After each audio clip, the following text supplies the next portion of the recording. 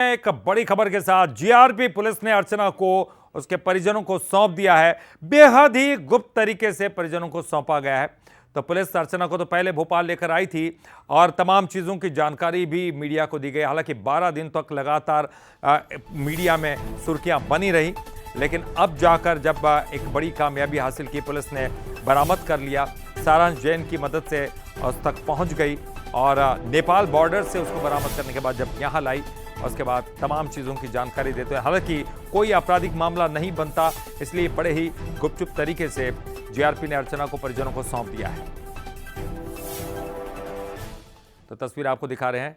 अर्चना अब परिवार वालों के साथ पहुंच चुकी है। 13 दिन तक ये पूरा ड्रामा चलता रहा और सुर्खियां भी, लेकिन वो बेहद ही निजी मामला, क्योंकि कोई अपराध उनके खिलाफ नहीं बनता है। हालांकि परेशान थे परिवार वाले, तमाम लोग परेशान थे। सीएम तक से गुहार लगाई गई थी और लगातार अभियान तेज किया था। मीडिया में मामला ये काफ़ी उछला, पुलिस ने भी कई टीमें लगाई और आखिरकार कामयाबी हासिल करते हुए कुछ क्लू के ज़रिए अलग अलग सीसीटीवीज़ खंगाले गए, फुटेज खंगाले गए, तब जाकर सारांश जैन तक पहुंची। सारांश को जब पूछा गया तब अर्चना तक पहुंची और अब बड़े ही गुपचुप तरीके से अर्चना को उनके परिजनों को सौंप दिया गया। तो देखिए, अर्चना तिवारी मिसिंग मिस्ट्री बिल्कुल सॉल्व हो चुकी है। शादी से बचने के लिए अर्चना तिवारी ने यह साजिश रची थी, जो बात सामने आई। परिवार ने पटवारी से शादी तय कर ली थी। हालांकि अर्चना चाहती थी कि वो अपनी पढ़ाई पूरी करे और इसलिए वो शादी नहीं करना चाहती थी और यही कारण है कि उसने दोस्त सारांश जोगचंद्र की मदद ली और इस मदद को लेने के बाद उसने ड्राइवर तेजिंदर से भी मदद ली। उन्होंने ड्राइवर तेजिंदर ने भी मदद की थी। हालांकि इस दौरान काफ़ी सावधानी बरती अर्चना ने। टोल नाकों और सीसीटीवी से वो बचती रही ताकि उसकी फुटेज कहीं सामने ना आ जाए, परिवार वाले ढूंढ न ले। मेड़घाट में घड़ी, मोबाइल उसने फेंकवाने की कोशिश की, खुद को यहाँ तक कि मरावा साबित करने की भी कोशिश की। हालांकि पुलिस का यह कहना है कि उसने कोई आपराधिक कृत्य नहीं किया, इसलिए कोई आपराधिक मामला उसके खिलाफ नहीं बनता।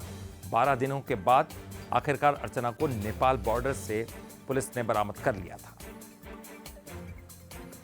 सारांश का ये था कि जब हम लोगों ने स्टार्टिंग में सबसे पहले जो है वो कोई उसकी डेथ तो नहीं हो गई, ये सब चीज़ों को हम लोगों ने जब रूल आउट कर लिया, तो मैंने बीच में भी एक बार बाइट दी थी कि हम लोग जो है वो उसको ब्रॉडन करेंगे पूरे सर्च के दायरे को। जब हम लोगों ने 6-7 महीने का पूरा चीज़ें खंगाली और उसके अंदर जब देखा कि वो किस किस से बात करती थी, सारांश का 2-3 कॉल बहुत लंबे थे, जबकि वो कॉल तो 2-3 ही थे मगर बहुत लंबे थे। तो जब वो हमें जानकारी मिली कि यार ये लड़का कितनी क्यों बात कर रहा है और अभी तक इसको हमने पूछताछ नहीं कर पाए हैं, ये अभी तक इस दायरे में आया ही नहीं है। जब उसका दायरा बढ़ाया गया इन्वेस्टिगेशन का और उसके बाद फिर सारांश को हम लोगों ने जब ट्रैक किया तो हमें पता चला कि अरे इस पे ये बात कर रहा था। जब उसको उठा के लाए तो फिर तो चीज़ें फिर आसान हो गई। तो देखिए, अर्चना अपने परिजनों के पास यानी कि कटनी पहुंच चुकी है। वहीं जाने के लिए वो निकली थी और गायब हो गई थी। बहरहाल हमारे संवाददाता लीलाधर जाटव ने कटनी में उनके परिजनों से बातचीत की। क्या कुछ उन्होंने कहा, चलिए सुनते हैं। नमस्कार, इस समय हम मौजूद हैं अर्चना तिवारी के घर के बाहर और अर्चना तिवारी के घर में आप देख सकते हैं कि यहाँ कोई भी मौजूद नहीं है। हाँ, यहाँ जो स्थानीय लोग हैं और जो रिश्तेदार हैं उन्हीं से बात करेंगे। जी, ये बताइए कि अर्चना तिवारी को आप कब से जानते हैं, कैसे जानते हैं? बचपन से जानते हैं, उनके पड़ोस में ही रहते हैं। हमारा नाम राम सिंह यादव है और उसको हम लोग मतलब समझिए गोदी, उनके पिताजी से हमारा घर का आना जाना है और गोदी में उसको खिलाए हैं।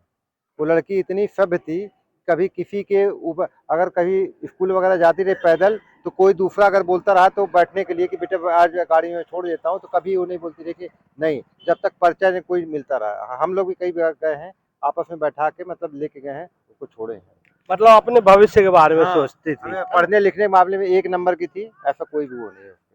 तो आप देख सके हमारे साथ कुछ और भी लोग हैं। जी, ये बताइए कैसा लग रहा है अर्चना मिल गई? हम लोग को बहुत खुशी है और बहुत ज़्यादा खुशी है कि वो बच्ची एक सुशील बच्ची, एक शिक्षित और पढ़ाई में बहुत तेज अच्छी बच्ची ईश्वर की कृपा से वो मिल गई। बहुत अच्छा लगा हम लोगों को। इतने 13 दिन के बाद अब मिला है, अब मिली है, क्या जानकारी लगी है आपको? नहीं, जानकारी यही लगी है जो आप लोग मीडिया या जैसा भी।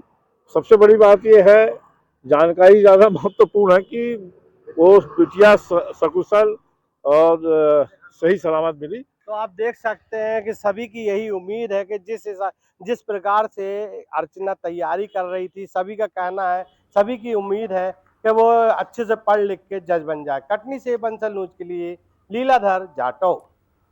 तो देखिए, परिजन मौजूद नहीं थे इसलिए परिजनों से बात नहीं हो पाई, लेकिन आसपास के जो तमाम लोग थे, उनके परिचित आने जाने वाले लोग जिनसे हमारे संवाददाता ने पूछा, तो उनका ये कहना था कि अर्चना स्वभाव से भी अच्छी थी, पढ़ाई में भी तेज थी और उसने इस तरह का कृत्य क्यों किया। हालांकि इसको लेकर सभी लोग हैरान थे। और चलिए आपको बताते हैं, साजिश ये पूरी रची गई और वो भी हमने बताया क्यों, लेकिन साजिश से लेकर तो खुलासे तक ये पूरा घटनाक्रम किस तरह से घटित हुआ, चलिए वो भी जानते हैं। तो शादी से बचने के लिए अर्चना ने वो ये साजिश रची थी, यानी कि वो शादी नहीं करना चाहती। पहले वो पढ़ाई पूरी करना चाहती थी, उसके बाद ही वो शादी करना चाहती थी और इसीलिए उसने ड्राइवर तेजिंदर से मदद ली। अर्चना सारांश की ड्राइवर तेजिंदर ने मदद की और पुलिस को दोस्त सारांश पर कुछ शक था। जैसे ही शक हुआ, फोन कॉल डिटेल से पूरे मामले का खुलासा हुआ और सारांश से पूछताछ की। सारांश जय ने पूछताछ में पूरा राज उगल दिया और हालांकि पुलिस का कहना है कि कानूनन कोई आपराधिक मामला नहीं बनता है। इधर देखिए, अर्चना केस में बड़ा अपडेट ये भी सामने आया कि अर्चना कानून की अच्छी जानकार थी। पढ़ाई का इस्तेमाल कर उसने योजना बनाई। एसपी नीतू और टीआई बबीता कटारिया ने पूछताछ की। अर्चना कानून की अच्छी जानकार है। हालांकि लव अफेयर नहीं है इसके पीछे का एंगल, पढ़ाई करके वो जज बनना उसका लक्ष्य है।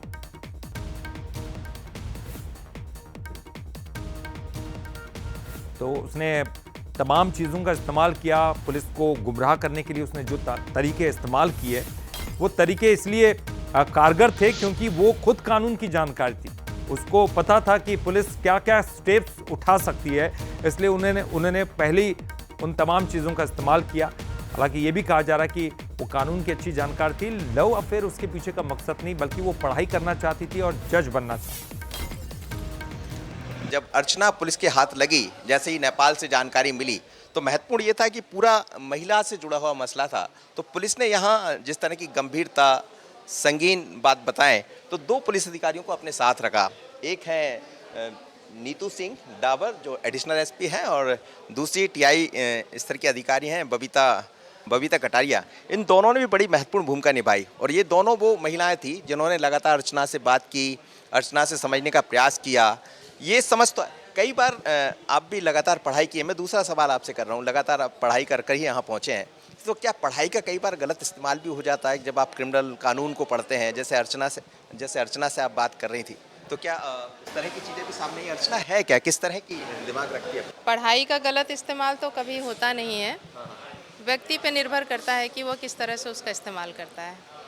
लेकिन अर्चना ने क्या कानून को समझा है? जितना इतना तो बताइए, क्योंकि आप भी कानून में हैं, तो क्या अर्चना कानून को बहुत अच्छी तरह समझती है? हाँ, बिल्कुल समझती है। सिविल जज की तैयारी कर रही थी तो वो उसको समझती है। अर्चना किस तरह के कानून को समझी? क्या कानून का उसने जिस तरह उपयोग किया, मैं ये नहीं कहूँगा कि गलत उपयोग किया, अपने आप को बचा लिया एक तरह से मैं कहा जाए, जिस तरह निकली, किस तरह की चीज़ें सामने आई? नहीं, हालांकि वो बहुत शार्प माइंडेड है, उसने लॉ की भी तैयारी करी है और सीजे की भी तैयारी कर रही है वो, तो ऐसा नहीं कह सकते हैं कि उसने बचाया। सिर्फ ये है कि उसके यहाँ पे शादी की बात चल रही थी और वो शादी नहीं करना चाह रही थी, तो इसी दबाव में वो आके सिर्फ अपनी पढ़ाई करना चाह रही थी। इस कारण से वो बिना बताए घर से निकल गई है और रीज़न सिर्फ यही है कि वो घर लौटना नहीं चाहती थी, इस कारण से इतने दिन तक दूर रही है परिवार से। एक महिला होने के नाते कई बार अब देख रहे हैं समय बदल रहा है, परिवार का बड़ा दबाव होता है कि हमारी पसंद की शादी कर लीजिए, ये मत करिए। आप भी क्या महिलाओं को खुला छोड़ देना चाहिए, अपने आप पर निर्णय लेना चाहिए? पुरुष होता तो बहुत आसानी से शादी हो जाती, भागने की जरूरत नहीं पड़ती, और उसकी शादी 5 जगह तय हुई, जैसा एसपी साहब बता रहे थे, उसके बाद उसको पसंद नहीं था।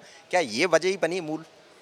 नहीं, पहली बात तो ये है कि उसका लव अफेयर तो अभी आ नहीं रहा है, ना उसकी पसंद की शादी की बात हो रही है। वो सिर्फ पढ़ाई करना चाह रही थी, तो इस कारण से, और जो उसके माता पिता दूसरी जगह शादी करना चाह रहे थे, तो उसे वो वहाँ पे शादी करनी नहीं थी, सिर्फ पढ़ाई करनी थी। उसके बाद भी कुछ उसको बनना था, बन के दिखाना था। उसका यही कहना है, मैं सब सीजे बन जाऊँगी तभी घर वापस लौटूंगी।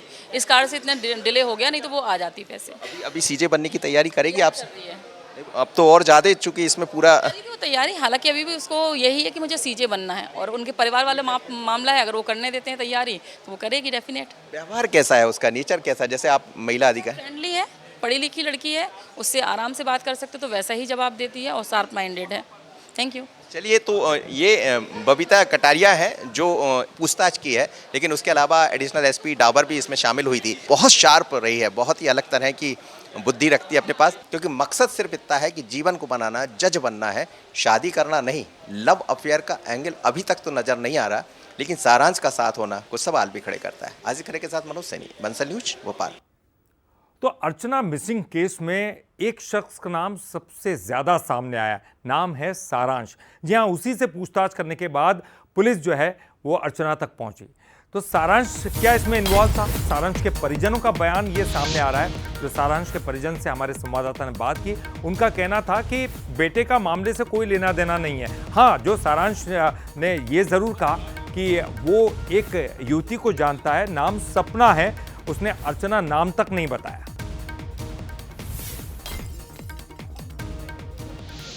ड्रोन का काम करता था। ड्रोन में एक्चुअली 17 तारीख को हम दोनों माँ बेटे साथ में ही आए इंदौर से। इसके पहले इंदौर गए थे। इंदौर से पहले वो 8-9 तारीख को कहाँ, चेन्नई, हैदराबाद, बस यही हमने फोन पे पूछा तो हमें यही बताया गया। हाँ, उसने 3-1 महीने पहले सपना एडवोकेट ऐसा बताया था उसने कि वो लड़की में उससे कागज वागज के काम करवाता हूँ। वो भी बताया कि मैं इस लड़की से मतलब प्रेम करता हूँ, मतलब शायद हमने उसको मना कर दिया सर कि हम ये इतने बड़े परिवार से नहीं कर पाएंगे।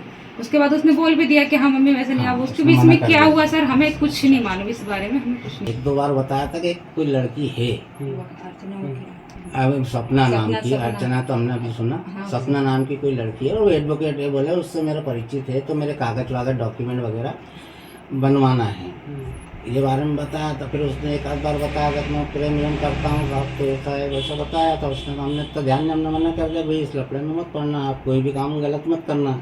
17 तारीख को इंदौर से आया वो मम्मी को लेके उसकी, क्या 17 तारीख को इंदौर से आया, 17 के रोज रुका वो, 18 के रोज रुका, 18 की शाम को उसको पुलिस ले गई यहाँ से।